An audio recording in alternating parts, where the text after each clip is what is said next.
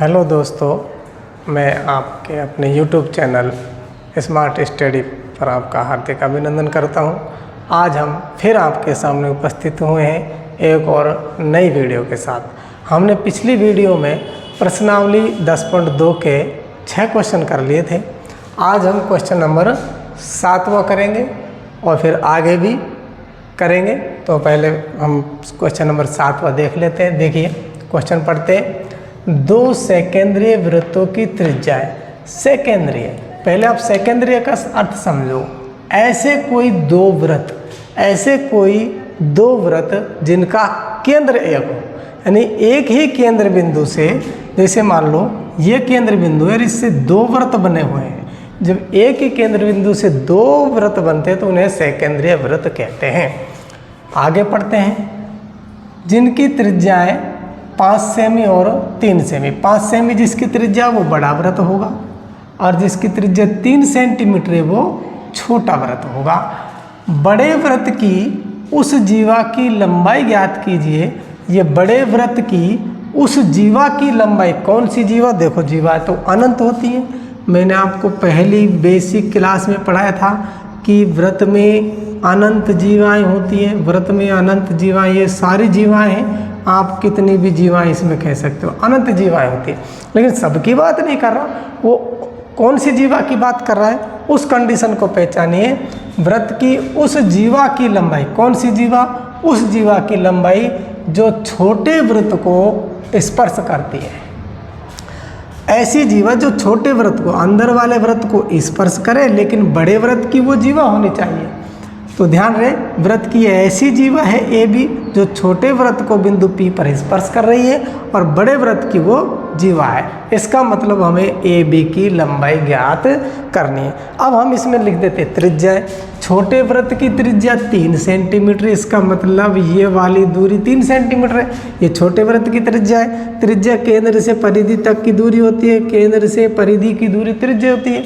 ये छोटे वृत्त की त्रिज्या है और बड़े वृत्त की त्रिज्या बड़ी होगी, वो किधर भी हो सकती है, लेकिन हमारा काम तो इससे चलेगा। ये इसको इस प्रकार लेना है। तो ये है जो त्रिज्या वो 5 सेंटीमीटर है, लेकिन हमें ये भी पता है कि स्पर्श रेखा त्रिज्या के लंबवत होती है। इस पर ये स्पर्श रेखा है और ये त्रिज्या है। इसका मतलब यहाँ पर 90 डिग्री का कोण भी बनेगा। स्पर्श रेखा त्रिज्या के लंबवत होती है। अब ध्यान दीजिए क्या क्या दिया हुआ है, स्टार्ट करते हैं। दिया है बड़े वृत्त की त्रिज्या 5 सेंटीमीटर, हमने लिख लिया है। छोटे वृत्त की त्रिज्या 3 सेंटीमीटर। ज्ञात करना है जीवा ए बी की लंबाई। हमें ए बी की लंबाई ज्ञात करनी है। अब क्वेश्चन को आगे हम हल करते हैं। देखिए ध्यान से सुनना और समझना। त्रिभुज OPB में, त्रिभुज OPB में क्या हुआ? कोण OPB 90 डिग्री का हो गया। त्रिभुज OPB में कोण OPB 90 डिग्री का है। कारण लिख दो। कारण लिखो, स्पर्श रेखा, सॉरी ये मार्कर मुझे बदलना है, ये मैं बार बार गड़बड़ कर रहा हूँ। त्रिभुज OPB में कोण OPB बराबर 90 डिग्री। यहाँ लिख दो कारण, क्योंकि स्पर्श रेखा त्रिज्या के लंबवत होती है। लंबवत होती है, ये हमारा इसमें कारण हो जाएगा। क्योंकि स्पर्श रेखा त्रिज्या के लंबवत होती है, इसलिए OBP हमारा 90 डिग्री का हो गया। और जैसे ही 90 डिग्री हो गया तो हम लिख सकते हैं अतः पाइथागोरस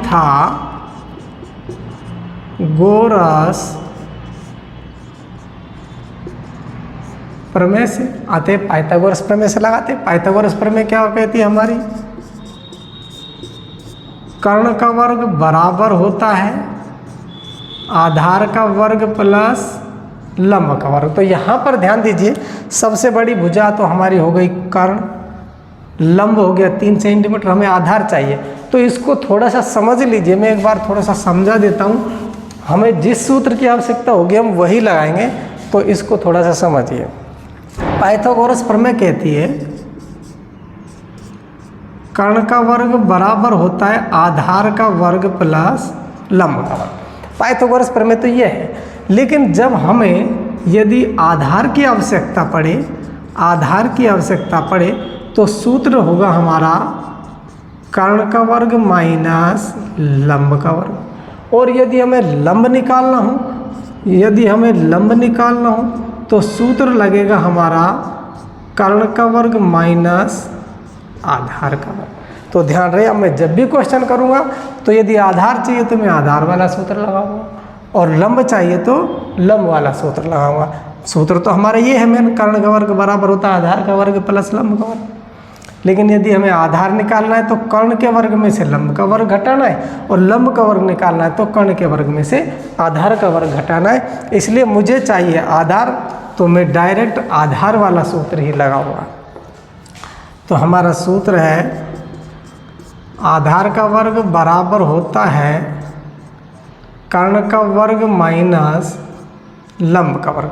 आधार क्या है हमारे पास, पीबी का वर्ग बराबर कर्ण हो गया 5 का वर्ग माइनस 3 का वर्ग। कर्ण 5 हो गया और लंब हो गया 3। तो यहाँ पर देखिए क्या बना, पीबी का वर्ग बराबर 5 गुणा 5 करोगे, देखो किस प्रकार से 5 का वर्ग का मतलब होता है 5 गुणा 5 पचम 25, और 3 का वर्ग का मतलब होता है 3 गुणा 3 9, यानी कि माइनस का 9।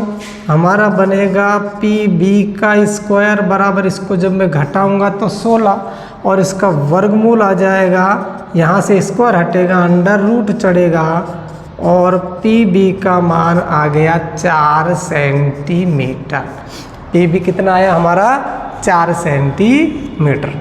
थोड़ी सी जगह की शॉर्टेज है इसलिए मैं इसे मिटा देता हूँ, थोड़ा सा इधर करेंगे।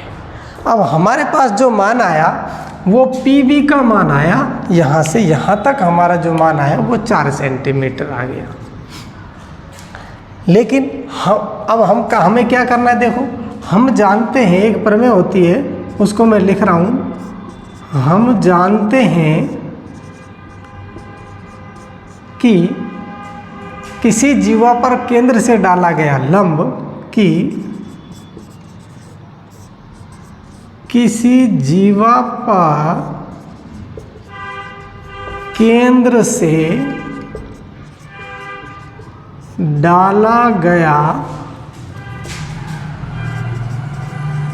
लंब जीवा को समद्विभाजित करता है, समद्विभाजित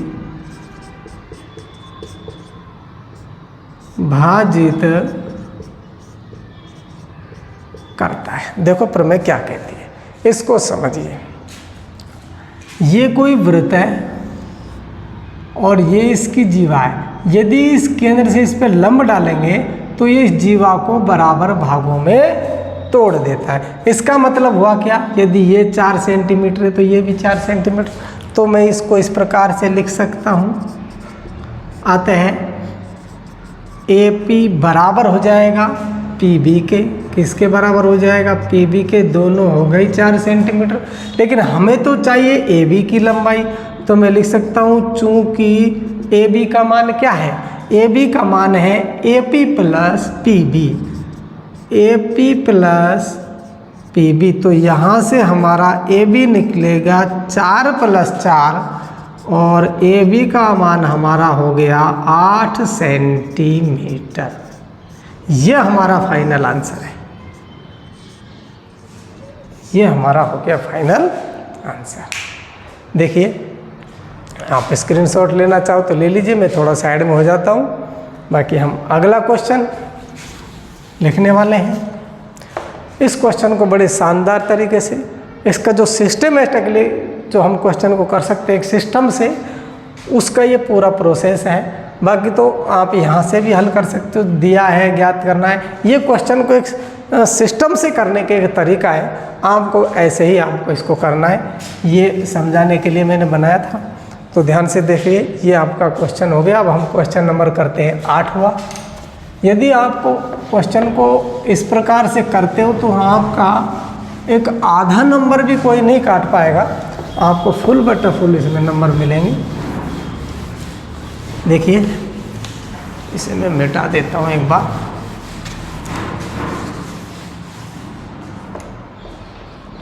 जिस प्रकार से मैं क्वेश्चन करा रहा हूँ, इनसे अच्छा तरीका मेरे हिसाब से शायद कोई नहीं हो सकता। बड़े आसान और बड़े सिस्टमेटिकली आपको मैं क्वेश्चन करवा रहा हूँ, इसलिए आप क्वेश्चनों को ध्यान से देखें। एक मिनट में हमारा क्वेश्चन नंबर 8 + 20 से, इसका जो डायग्राम है वो हमें आकृति में दिया हुआ है।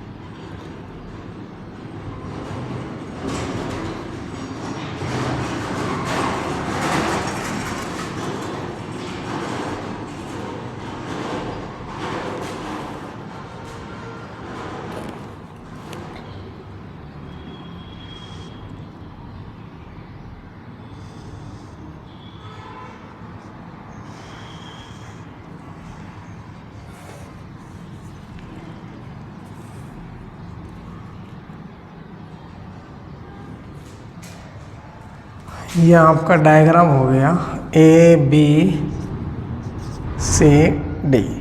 ये इनके प्रतिच्छेद बिंदु है PQRS।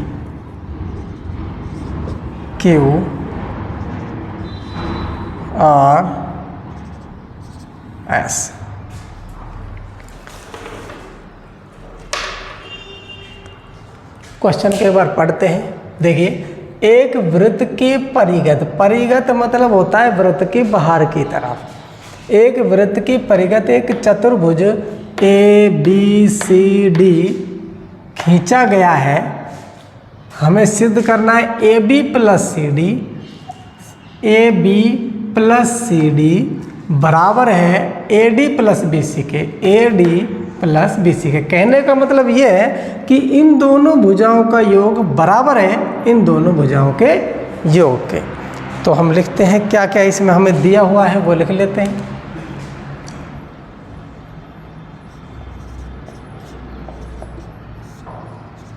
दिया है PQR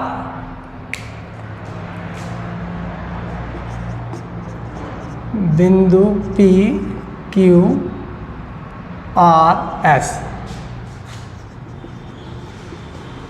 स्पर्श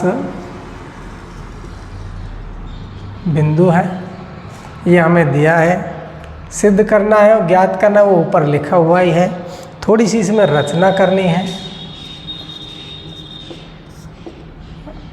रचना क्या करनी है, देखिए, हमें केंद्र बिंदु से मिलाने की आवश्यकता तो है नहीं, रचना की आवश्यकता नहीं है। इस क्वेश्चन में रचना की आवश्यकता नहीं पड़ेगी क्योंकि हमें भुजाओं से मतलब है और भुजा हमारे पास दे रखी है। हम सीधा हल करते हैं। देखो क्या करना है।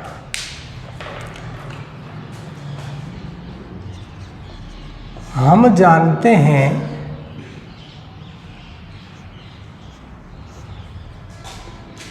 कि बाह्य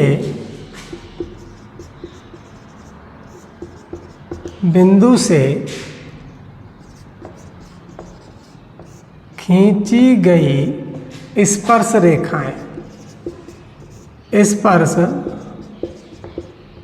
रेखाएं बराबर होती हैं, बराबर होती है। ध्यान से देखिए, हमने प्रमेय 10.2 में क्या पढ़ा था, उसको आप याद करिए कि बाह्य बिंदु से खींची गई स्पर्श रेखाएं कौन सी। प्रमेय 10.2 में मैंने पढ़ा दिया था कि ये बाह्य बिंदु से जो स्पर्श रेखाएं खींची गई ये दोनों आपस में बराबर होती हैं। तो इस डायग्राम में भी ऐसा ही कुछ हो रहा है कि ये बाह्य बिंदु भी है, तो इससे एक स्पर्श रेखा बी क्यू, एक पी क्यू, तो ये दोनों आपस में बराबर। इसी प्रकार से बाह्य बिंदु ए से ए पी और ए एस आपस में बराबर। इसी प्रकार से डी आर और डी एस आपस में बराबर। इसी प्रकार से सी आर और सी क्यू आपस में बराबर।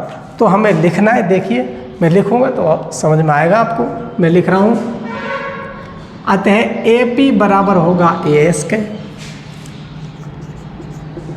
अतः ए पी बराबर होगा ए एस के।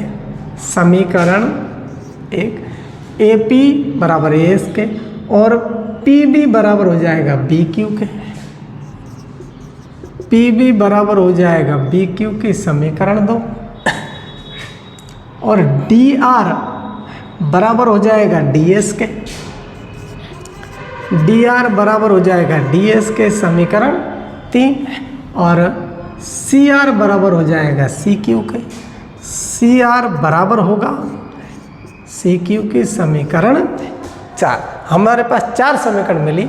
अब हमें क्या करना है, समीकरण 1 plus 2 plus 3,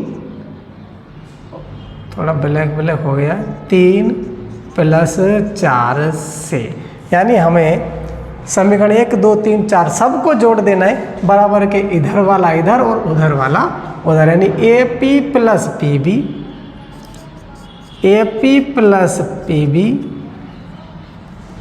plus D R plus C R, D R plus C R बराबर है उधर वाला A S plus B Q, A S plus B Q, D S plus C Q, D S plus C Q. अब ध्यान से देखो, आपको समझ में आ रहा होगा, A P plus B P, इससे क्या बन रहा है, A P plus B P से बना ए बी। तो मैं जो अपना ये जो टर्म में यहाँ से यहाँ तक, इसकी जगह में ए बी लिख सकता हूँ, और जो ये वाला जो पेयर दिख रहा है आपको यहाँ से यहाँ तक, ये D R plus C R, D R plus C R से बना अपना सी डी। क्या बन गया, सी डी। बराबर के उधर आ जाओ, यहाँ पर देखो A S plus D S एक साथ लाना है, A S plus D S, इसको एक साथ लिख लीजिए, A S plus D S, A S plus D S, और B Q plus C Q को एक साथ लिख लो, B Q plus C Q. अब हमारा बन जाएगा A B plus C D. अब A S plus D S से क्या बनेगा, A S plus D S, A S में डी एस जुड़ा तो ए डी बना, ए एस में डी एस जुड़ा तो क्या बना, ए डी। और B Q plus C Q में क्या जुड़ा, B Q plus C Q. इस टुकड़े में यदि ये टुकड़ा जुड़ेगा तो बी सी बनेगा। क्या बनेगा, बी सी। यही हमारा आंसर है। देखो, A B plus C D, A D plus B C, ये हमारा फाइनल आंसर कंप्लीट हो गया। इसको लिख देंगे इति सिद्धम, इति सिद्धम। ये हमारा फाइनल आंसर हुआ। लेकिन थोड़ा सा हमें इसमें जो हमने लिखा है उनको यहाँ पर लिख लेंगे, A P plus B P यहाँ पर लिख देंगे, चूँकि A P plus B P की जगह हमने लिखा था ए बी, और D R plus C R, D R plus C R की जगह पे हमने लिखा था C D, A S plus D S का मान हमने लिखा था, A S plus D S का मान हमने लिखा था ए डी, और B Q plus C Q का मान हमने बी सी लिखा, B Q plus C Q का मान हमने लिखा बी सी। ये हमने मान, जिन जिन का मान था, जो जो संख्याओं के मान थे वो हमने यहाँ से इधर लिख दिए। तो ये आपका शानदार ज़बरदस्त क्वेश्चन था, बहुत ही अच्छा क्वेश्चन था। इसको ट्रिपल स्टार आप लगा सकते हो। पेपर की दृष्टि से बड़ा अच्छा क्वेश्चन है। अब हम क्वेश्चन नंबर 9 की तरफ चलते हैं।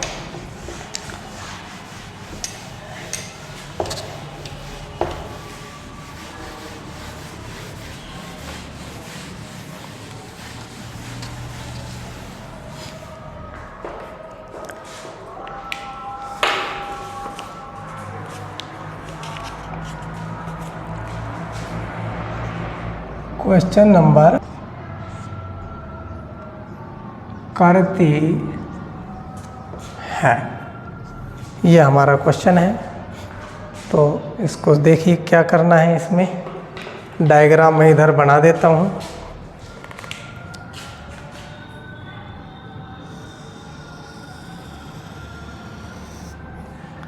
ये हमारा वृत्त एक सही तरह टच नहीं किया है।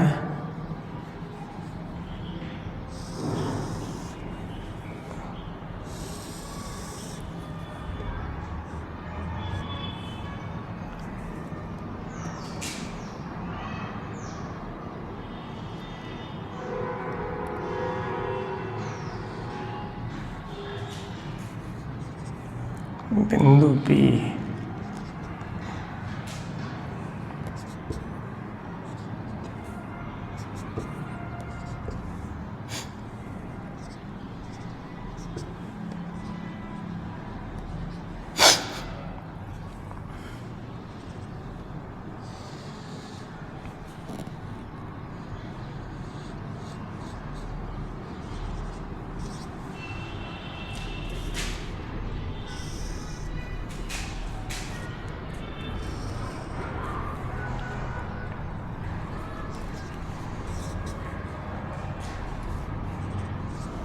अब देखिए क्वेश्चन को, थोड़ा सा डायग्राम बनाने में समय लग गया। देखिए क्वेश्चन क्या कहता है। सिद्ध कीजिए कि कोण AOB 90 डिग्री का है। थोड़ा सा और लिखना है।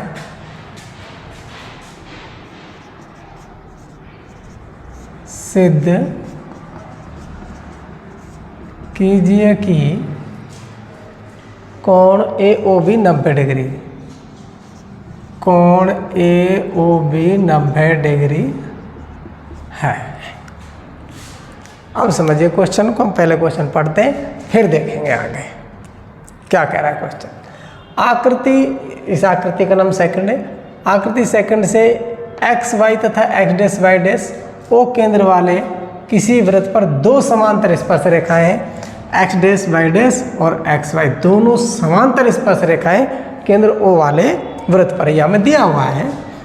और स्पर्श बिंदु C पर, स्पर्श बिंदु C पर स्पर्श रेखा AB को, स्पर्श रेखा AB है, A और B, इस A को मैं यहाँ पर लिख देता हूँ। चलो AB, जो AB XY को A पर तथा X' को B पर प्रतिच्छेद करती है और C इसका स्पर्श बिंदु है। तो चलिए इसमें हमें जो क्या दिया और ज्ञात क्या करना है। कोण AOB, कोण AOB ये हमें 90 डिग्री का लाना है। ये हमारा 90 डिग्री आना चाहिए, इसको हमसे सिद्ध करवा रहा है। तो चलिए जो दिया है वो लिख देते हैं।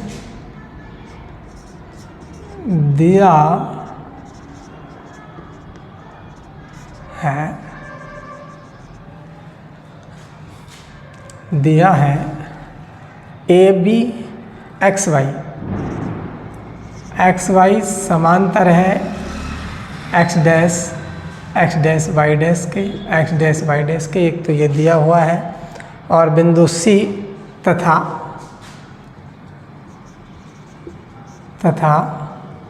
AB एक अन्य स्पर्श रेखा है जो O केंद्र वाले वृत्त को C पर स्पर्श करती है, स्पर्श करती है। देखिए मैं ज़्यादा नहीं लिखूँगा, जगह कम है, तो बस ये दिया है, सीधा रचना लिखेंगे। बाकी दिया है मैं कुछ और पॉइंट भी हम डाल सकते हैं, लिख सकते थे वो केंद्र वाले वृत्त पर 2 समांतर स्पर्श रेखाएं ये खींची हुई हैं, AC एक अन्य स्पर्श रेखा वगैरह और भी हम लिख सकते हैं, लेकिन काफ़ी जगह अपने पास कमी है। तो रचना में हमें लिखना है थोड़ा सा, O को बिंदु O को C से मिलाया, ये हमारी रचना हो गई। बिंदु O को C से मिलाया, बिंदु O को C से मिलाया। अब हम आगे काम करते हैं, ध्यान से देखिए। मैंने O और C को मिला दिया।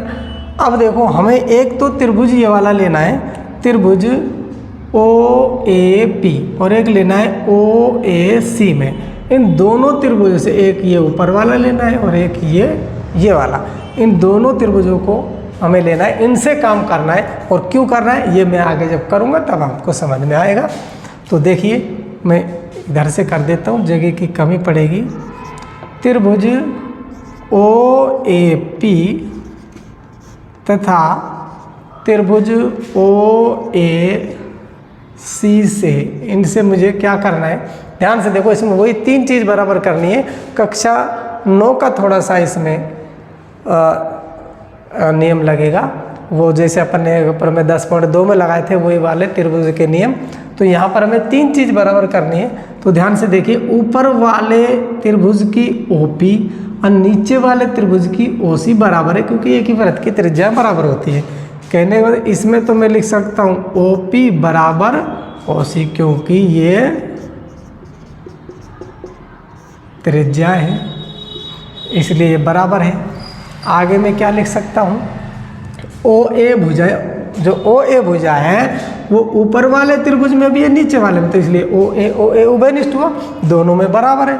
तो मैं लिख सकता हूँ OA बराबर OA, इसे मैं लिख सकता हूँ उभयनिष्ठ है, उभयनिष्ठ है।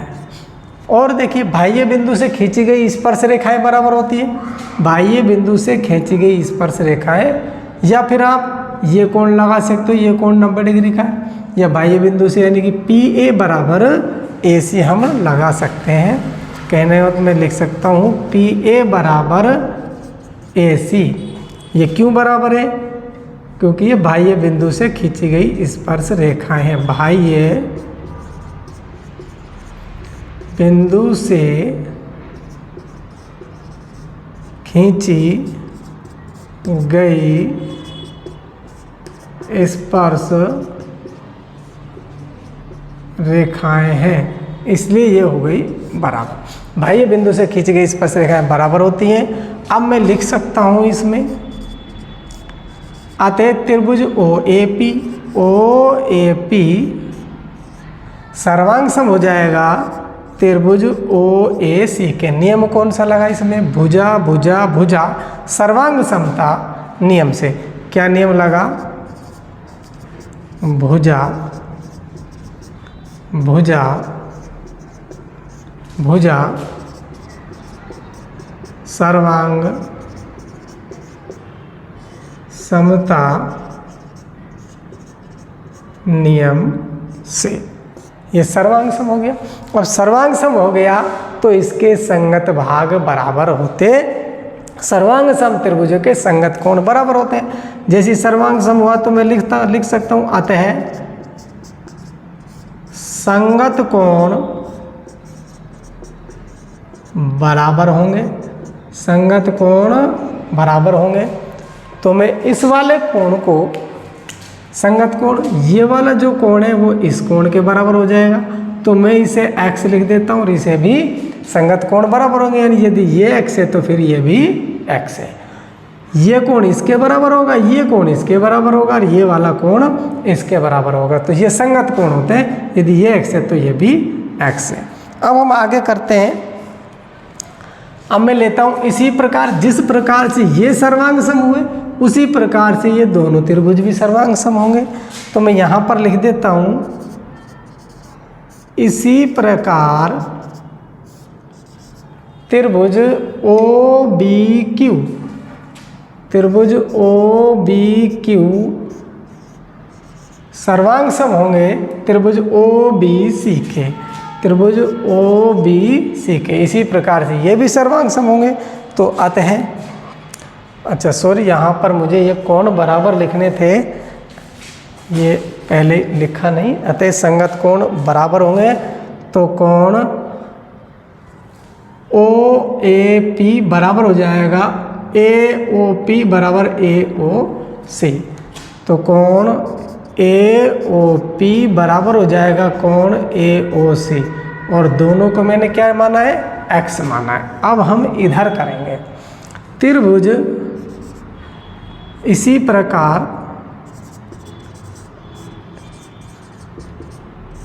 प्रकार त्रिभुज ओ बी सी, त्रिभुज ओ बी सी सर्वांग सम होगा त्रिभुज ओ बी क्यू के, ओ बी क्यू के।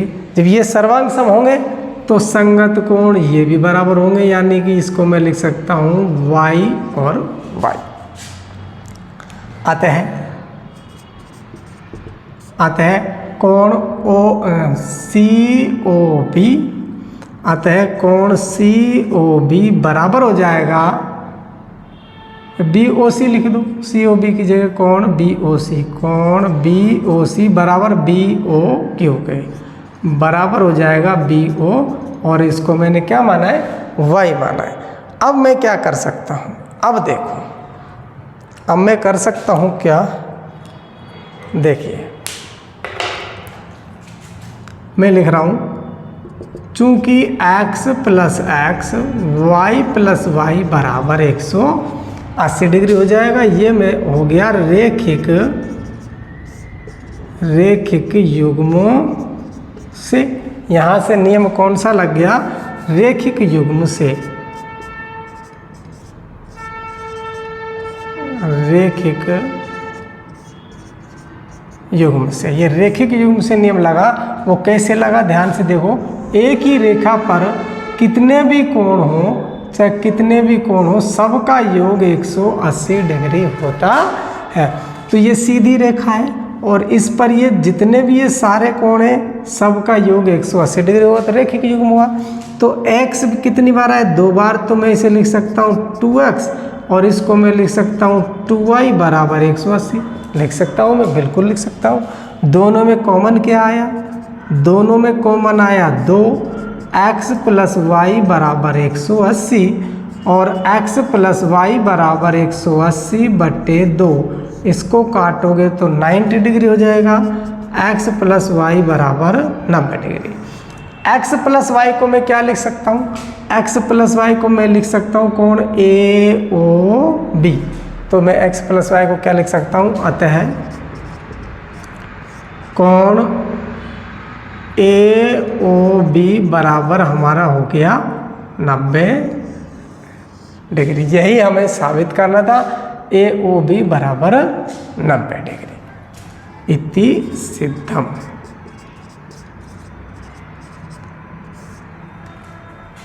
आज की वीडियो को हम बस इतना ही रहने देते हैं। आज हमारे 3 क्वेश्चन हो गए, कल हम फिर 3 क्वेश्चन आपको देंगे। आज की वीडियो इतना ही रहने देते हैं। बस यदि आपको हमारी वीडियो अच्छी लगी तो वीडियो को लाइक करें, सब्सक्राइब करें। धन्यवाद।